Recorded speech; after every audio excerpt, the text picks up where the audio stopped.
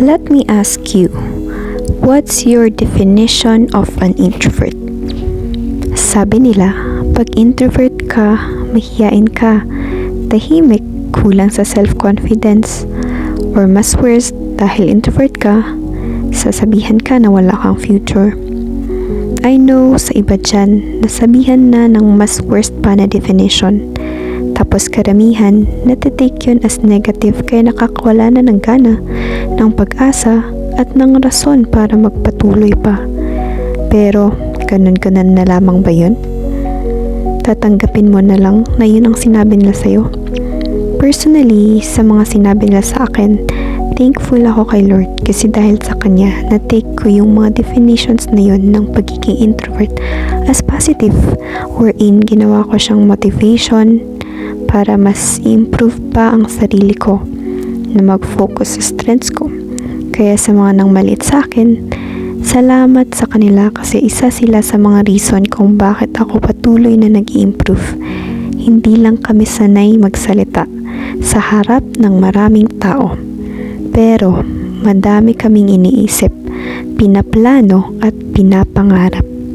Habang iniisip nilang wala kaming ginagawa, tahimik kaming nag-i-improve, natututo at lumalaban sa sarili naming paraan. Tandaan na hindi lahat ng successful ay maingay at hindi lahat ng tahimik ay mahina. Kaya kung introvert ka, kagaya ko, at pakiramdam mo na minamaliit ka ng iba, tandaan mo na okay lang maging tahimik. Hindi mo kailangang sumabay sa ingay ng mundo para mapatunayan ang halaga mo. Darating din yung panahon na hindi mo na kailangan na magpaliwanag sa iba dahil yung results mo na mismo ang magsasalita para sa'yo. Tahimik man ang personality mo, pwede namang maging maingay ang skills, talent, sipag at pangarap mo. At yan ang isa sa reasons kung bakit ko nabuo ang tetralogy of creativity ko.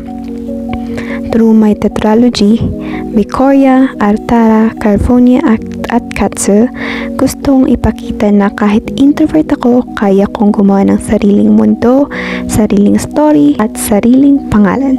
This channel is for the quiet dreamers, creative minds, and people na hindi man laging nagsasalita pero maraming kayang gawin. Kaya don't forget to like and subscribe sa aking channel, Jonah Bona Vlogs. Abangan nyo din ang mga susunod na uploads ko tungkol sa aking tetralogy of creativity. Have a nice day and God bless!